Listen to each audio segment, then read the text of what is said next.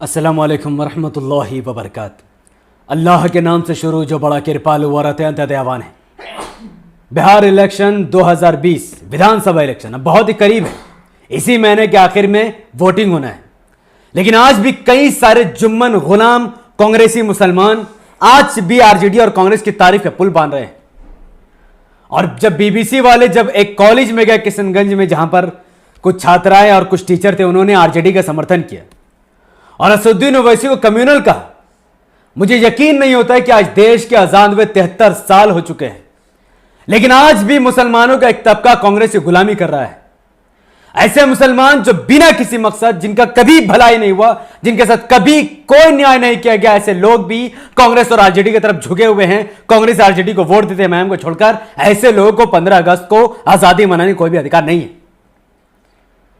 मैं समझ सकता हूं कि अगर कोई जाहिल मुसलमान, अगर कोई जाहिल व्यक्ति, अगर कोई जाहिल अंधभक्त, चाहे वो मोदी को वोट दे, चाहे किसी को भी वोट दे, अगर उसके पास कोई वैलिड रीजन है और वो वैलिड बात करता है, तो मैं समझ सकता हूं कि इससे गलती हो रही है।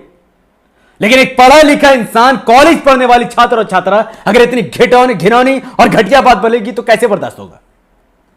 किस लिहाज से इन लोगों ने कहा कि राजद को वोट देना चाहिए? किस लिहाज से इन लोगों ने बोला कि राजद इनके लिए सही है? एक लड़की कहती है कि हमें स्कूल, कॉलेज, हॉस्पिटल चाहिए, हमें इंस्टीट्यूट चाहिए, हमें डेवलपमेंट चाहिए, हमें कम्युनल राइट से बचना है, हमें दंगा से बचना है, हमें भ्रष्टाचार से बचना है, और फिर कहती है कि आरजेडी को वोट देना सही है। कौन सी बेवकूफी है ये? 15 साल नीतीश कुमार ने अकेले राज नहीं किया है, साथ में लालू प्रसाद यादव भी राज कर रहा था। पिछले 30 साल से सिवा आरजेडी, जेडीयू, कांग्रेस के बिहार में कोई भी राज नहीं कर रहा है। और क्या उखाड़ लिया 30 साल में आरजेडी ने या जेडीयू ने या कांग्रेस ने? किसको ये लोग वोट कटवा बोल रहे हैं? अगर असदुद्दीन ओवैसी अकेले 30 से 50 सीट में चुनाव लड़े तो वो वोट कटवा है, क्योंकि बिहार में उनकी पकड़ नहीं है। कितना बड़ा झूठ है ये। तो कांग्रेस क्यों बिहार में इलेक्शन लड़ रही है?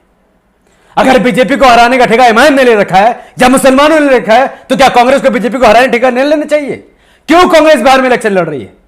क्या कांग्रेस के अंदर ये गट्स है वो बोल दे कि मेरा खुला समर्थन है तेजस्वी यादव के ऊपर, वो अकेले पूरा कांग्रेस का बिना साथ लिए पूरे बिहार में इलेक्शन लड़े? कांग्रेस अपना कोई भी उम्मीदवार, कोई भी प्रत्याशी नहीं उतारेगी, है हिम्मत? लेकिन कांग्रेस बीजेपी को जिताने के लिए, मुसलमानों को वोट काटने के लिए इलेक्शन लड़ेगी, और वो लड़ रही है, लेकिन कोई सा वोट कटवा नहीं बोल रहा है। सीपीएम का क्या काम है बिहार में? कौन सा है सीपीएम? कितना सीट है सीपीएम के पास बिहार में? क्यों वो इलेक्शन लड़ रही है बिहार में? क्या उसको किसी ने बोला कि वो वोट कटवा है?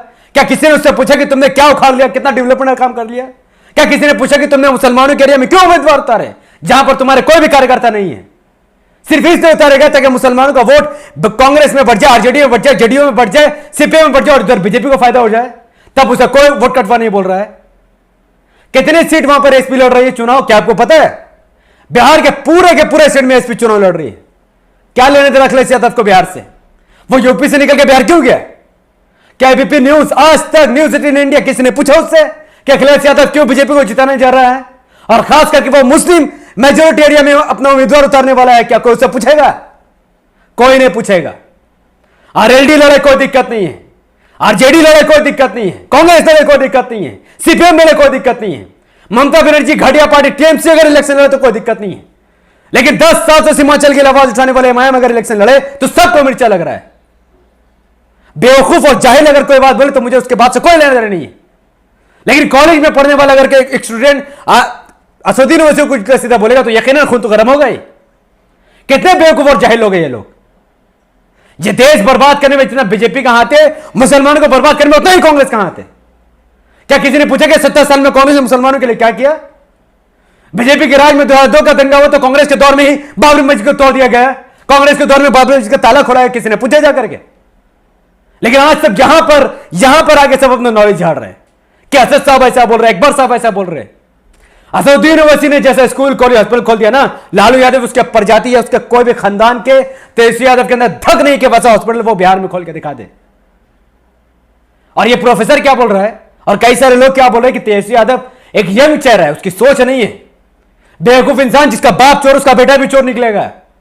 जब बाप चोरी करके जेल गया हो तो बेटा पर कैसे हम लोग बिलीव कर सकते हैं? कहां गए आप लोग? अकल घास चढ़ नहीं किया है। और कौन से विकास की बात कर रहे हैं लोग? और तेजस्वी यादव कौन से विकास की बात कर रहा है? क्या फर्क है बीजेपी आरजेडी जेडीयू में? एक इंसान मुझे एक प्रमाण लाकर दिखा दे कि आरजेडी और जेडीयू और बीजेपी और कांग्रेस में क्या फर्क है। क्या किसी ने बेहतरीन हॉस्पिटल बना दिया किशनगंज में, या स्कूल बना दिया किशनगंज में? किसके राज में बिहार के लोग प्लान कर रहे थे? मुंबई में, महाराष्ट्र में? क्या आपको पता है कि नहीं कि बिहार के लोग जब महाराष्ट्र जाते हैं तो उनके साथ लिंचिंग कर दिया जाता है, बिहारी बोलकर भेदभाव किया जाता है, शिवसेना के गुंडे उसे दौड़ा दौड़ा कर मारते हैं। यही यूपी बिहार के लोग जब गुजरात जाते हैं तो गुजराती उन्हें दौड़ा के मारते हैं। क्यों ये लोग रोजगार ढूंढने के लिए बिहार छोड़कर महाराष्ट्र, दिल्ली, गुजरात, गोवा जा रहे? क्यों? क्योंकि बिहार की घटिया सरकार ने इनको जॉब नहीं दिया, बिहार की सरकार ने इनको रोजगार नहीं दिया, बिहार की सरकार ने फैक्ट्री नहीं खोला, स्कूल खोला, हॉस्पिटल नहीं खोला। और आप यहां बात करें आरजेडी को सपोर्ट करने का। आरजेडी को वोट दो, चाहे जेडी को दो, चाहे बीजेपी को दो, गवर्नमेंट उसी की बननी है। किसको वोट देने की बात कर रहे हो आप लोग? यहां कांग्रेस के 80-100 एमएलए बिग बिग कर बीजेपी का सरकार बना रहे हैं, लेकिन कोई कांग्रेस को बीजेपी बी टीम नहीं बोल रहा, और आप असद साहब पर उंगली उठा रहे हो। याद रखो, असदुद्दीन ओवैसी के ऊपर उंगली उठाना, उनके ऊपर उंगली उठाना, गोया का पूरी कौम के ऊपर उंगली उठाना है, क्योंकि वो सिर्फ कौम का लीडर नहीं है। वो जितना मुसलमानों का उतने दलितों का लीडर है, जितना दलितों का उतना आदिवासियों का लीडर है, जितना आदिवासियों को उतना सिख का लीडर है, जितना सिख का लीडर उतना ईसाई का लीडर है। वो एक प्रजाति का लीडर नहीं, वो है ब्राह्मण। वो हिंदुत्व के किसी भी समाज के लीडर नहीं है, क्योंकि हिंदुत्व की सोच पर घिन आती है हम लोगों को, और उसके सोच पर हम लोग कभी मुताफिक नहीं हो सकते हैं। इसीलिए बीजेपी के साथ जाने का तो सवाल ही पैदा नहीं होता है। लेकिन कांग्रेस पहले से बीजेपी के साथ जा चुकी है, जेडीयू पहले से बीजेपी के साथ जा चुकी है, आरजेडी के कई सारे नेता पहले से बीजेपी ज्वाइन कर चुके हैं। लेकिन आप लोग असद साहब को भी टीम बोल रहे हो। बेशर्म जुम्मन मुसलमान, तुम्हें शर्म की नहीं है? लालू यादव के घर में शादी हो तो वो बीजेपी के वो नरेंद्र मोदी को बुलाते अपने घर में, और बीजेपी के बी टीम तुम असदुद्दीन ओवैसी को बोलते हो। एक फोटो निकाल कर दिखा दो जहां पर असदुद्दीन ओवैसी ने कभी भी बीजेपी के एक एमएलए को भी कभी घर में बुला के खाना खिलाया हो, या कभी नरेंद्र मोदी ने असदुद्दीन ओवैसी को दावत दिया हो, या कभी पार्लियामेंट में हंसकर कभी मोदी से बात तक कर लिया हो। और तुम जिन लोगों को अपना मसीहा समझ रहे हो और समझ रहे हो कि वो लोग बीजेपी के खिलाफ है, असल में वो लोग बीजेपी के साथ है। घर में मां की, बहन की, किसी की भी शादी हो घर में, लेकिन वो नरेंद्र मोदी को बुलाते हैं और तुम कहते हो असदुद्दीन ओवैसी बीजेपी की टीम है। बेशर्म लोगों, शर्म करो अपने अंदर। एक हद होती है कोई भी चीज की, लेकिन तुम लोगों ने तो हद पार कर दी है। इतना कोई बेवकूफ कैसे बन सकता है कि मुंह उठाकर एक अजीम लीडर के बारे में उल्टी सीधी बात बोली जाए? देखो इस स्कूल को, मुझे बताओ, जो असदुद्दीन ओवैसी ने 5 साल में अगर ऐसा स्कूल बनाया है और वो प्रोजेक्ट चला रहा है बनाने का, पिछले 30 साल में कांग्रेस और आरजेडी या जेडीयू ने क्या ऐसा स्कूल, हॉस्पिटल, कॉलेज बिहार में बनाए हैं? किस मुंह से तुम डेवलपमेंट की बात कर रहे हो? जब जब इस कौम पर मुसीबत आई है, जब जब दलितों पर, आदिवासियों पर, मुसलमानों पर मुसीबत आई है, तो लालू या उसका बेटा नहीं बोला है, ना कांग्रेस राहुल गांधी, प्रियंका गांधी बोली है, ना ही आरजेडी या जेडीयू का कोई इंसान बोला, बल्कि असदुद्दीन ओवैसी बोला है। ट्रिपल तलाक का बिल वहां पर पहुंच जाए तो असदुद्दीन ओवैसी शादी, अपने बेटी का शादी छोड़कर वो पार्लियामेंट में पहुंच जाता है, कौम के लिए, देश के लिए, संविधान के लिए। तब क्यों लालू यादव चुप था, आरजेडी चुप था, जेडीयू चुप था? क्यों? जब आर्टिकल 370 हटाया गया तो कौन बोल रहा था? आदिवासियों के साथ जब मर्डर हुआ तो कौन बोल रहा था? एनआरसी के मुद्दे पर असदुद्दीन ओवैसी बोले, लिंचिंग के मुद्दे पर असदुद्दीन ओवैसी बोले, बलात्कार के मुद्दे पर असदुद्दीन ओवैसी बोले, रोजगार के मुद्दे पर असदुद्दीन ओवैसी बोले, जात पात के खिलाफ जो जंग चल रही है उस पर असदुद्दीन ओवैसी बोले, दलितों का अत्याचार हो उस पर असदुद्दीन ओवैसी बोले, और वोट तो तुम बीजेपी को, जेडीयू को, आरजेडी को और कांग्रेस को। इससे बड़ा मुनाफिकत दुनिया में कोई हो ही नहीं सकती है। मैंने पहले बोला और मैं अब भी बोलता हूं कि जो भी इंसान एमआईएम के होते हुए अगर Congress, RJD, JDU, CPM, TMC किसी को भी वोट दे दे, एमआईएम को हराने के लिए वो किसी और को अगर वोट देता है तो वो मुनाफिक है, मुसलमान नहीं है। वो कौम का गद्दार है, वो उम्मत का गद्दार है। और ये साले मौलवी जैसे इलेक्शन का टाइम आता है पैसे खा कर एमआईएम के खिलाफ जहर उगलते हैं। क्या इनसे किसी ने पूछा कि पॉलिटिकल के बारे में ये लोग कितना बात जानते हैं? क्या जानते हैं ये लोग पॉलिटिक्स के बारे में, टैक्स के बारे में, सिस्टम के बारे में? क्या इन लोगों ने कभी अपने स्टेट से मेंबर से बोला कि असदुद्दीन ओवैसी कितना बड़ा काम कर रहे हैं और तेजस्वी यादव का बाप चोर है? नहीं बोला इन लोगों ने, ना ही ये लोग आने वाले वक्त में कभी बोलेंगे।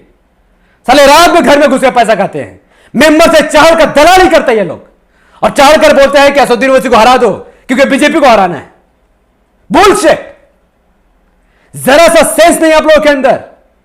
अरे दूसरे कौम के लोग तो अपने लोगों का वोट दिलवाते हैं, मौलवी तो उम्मत का गला दिलवा रहा है लोगों के सामने। ये वोट नहीं दिलवा रहा, ये कौम को बर्बाद कर रहा है, बर्बादी के मोड़ पर ले जा रहा है। और कौन से कांग्रेस की गुलामी ये मौलवी करते हैं, जेडीयू आरजेडी की गुलामी मौलवी करते हैं? तब कहां गए थे ये लोग जब सच्चर कमेटी की रिपोर्ट आई थी, कुंडू कमेटी की रिपोर्ट आई थी, जिसमें साफ साफ बताया गया था कि कांग्रेस की सरकार के नेतृत्व में कांग्रेस के अंडर कंट्रोल में मुसलमानों को बर्बाद किया गया। मुसलमानों की हालत, हर मुसलमानों की बस से बदतर स्थिति हो चुकी है, चमार से भी बदतर यह कौम गिर चुका है। तब ना कांग्रेस ने मुसलमानों को आरक्षण दिया, ना स्कूल कॉलेज हॉस्पिटल दिया, बल्कि इसी कादा कीचड़ में डूबने पर मजबूर कर दिया। और मैं भी उसी कादा कीचड़ से उठकर आया हूं, जहां पर मैं समझ रहा था कि भारत में मेरा कोई अस्तित्व नहीं है, जब तक मैंने असदुद्दीन ओवैसी और अकबरुद्दीन ओवैसी की स्पीच नहीं सुनी थी। ये वही लीडर है दोनों ब्रदर, जिनकी स्पीच, जिनके बेबाकी के बाद मुझे लगा कि ये भारत, हां ये मेरा है, ये मेरा जगह है, ये कोई हिंदुस्तान का जगह नहीं है। और आप चलते हो गुलामी करने।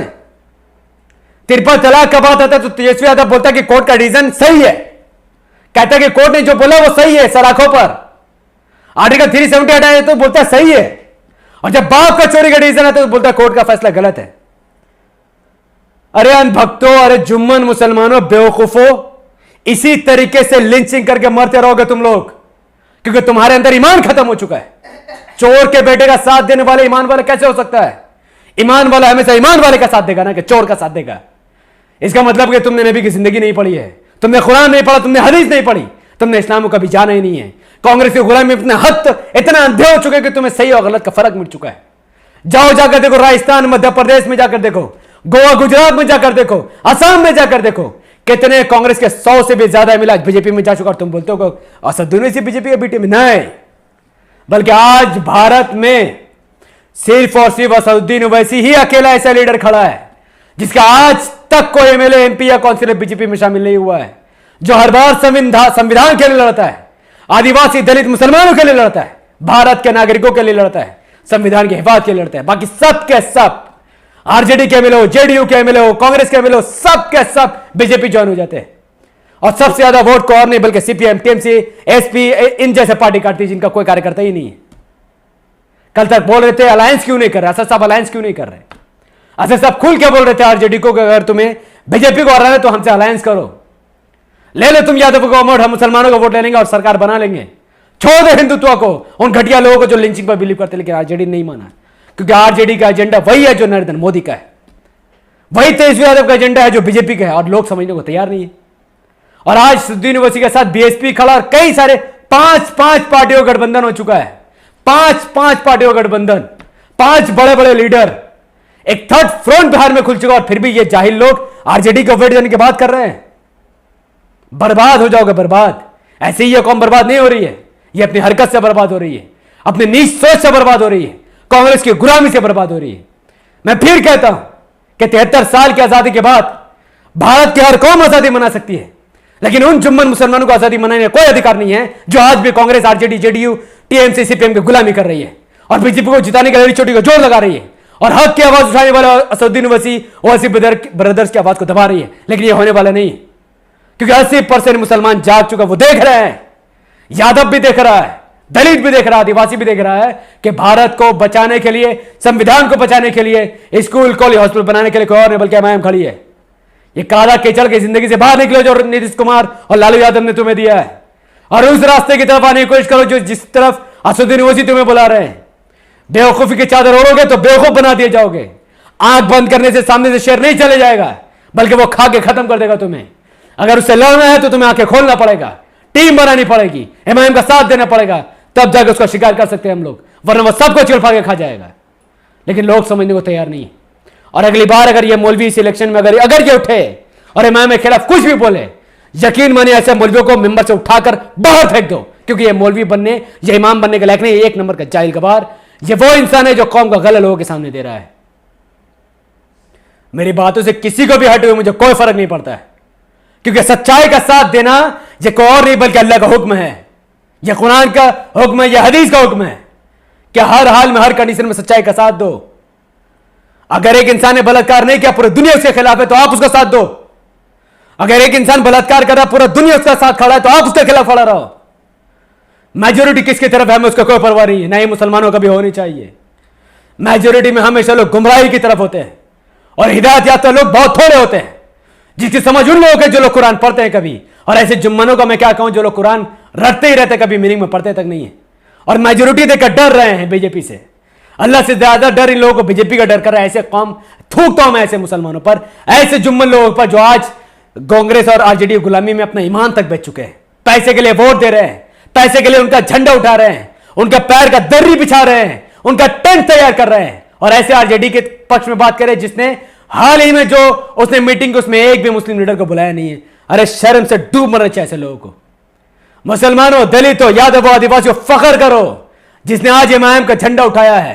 तुम्हें प्राउड होना चाहिए खुद पर कि तुमने एक हक वाली पार्टी का झंडा उठाया है, सच्चाई वाली लीडर वाली पार्टी का झंडा तुमने उठाया है। तुमने असदुद्दीन ओवैसी का झंडा तुमने उठाया है, तुमने न्याय के लिए झंडा उठाया है, तुमने न्याय के खिलाफ झंडा उठाया है। तुम्हें फख्र होना चाहिए कि तुम जुम्मन नहीं हो बल्कि तुम सच्चे सच्चे लोग हो, तुम देशभक्त हो, तुम अल्लाह के बंदे हो और तुम संविधान के रक्षक हो। वही संविधान जिसको बाबा साहेब अम्बेडकर ने एड़ी चोटी के दम पर जात पाति के खिलाफ, हिंदुत्व के खिलाफ बनाया था। जब तक जान है तब तक संविधान की रक्षक होती रहेगी और एमआईएम को वोट पड़ता रहेगा। इस बार बिहार के इलेक्शन में कोई भीख नहीं बल्कि हक मांगा जाएगा, अपने हिस्सा को छीना जाएगा, दम पर सरकार बनाई जाएगी, किसी के भीख और रहम पर नहीं बल्कि अपना हक को छीन कर लिया जाएगा। ये तभी होगा जब आप तमाम लोग अपना कीमती वोट एमआईएम के लिए ईवीएम मशीन पर बटन में पतंग में दबा दे। Vote for right, vote for kite, ना कि शर्म से और डर से किसी और का वोट दे दे। ये नहीं हो सकता। 70 साल से आप लोगों ने किसी को हराने के लिए वोट दिया है, आज पहली बार आप लोग एमआईएम को जिताने के लिए वोट देंगे और इंशाअल्लाह आने वाले वक्त में आप रिजल्ट देखोगे कि कैसे सीमांचल सोने की चिड़िया में तब्दील हो गया। शुक्रिया। अस्सलाम वालेकुम वरहमतुल्लाहि वबरकातुहू। अल्लाह की सलामती रहमत बरकात अब तमाम भाई और बहनों पर हो। में अल्लाह भी पीस अपॉन अस।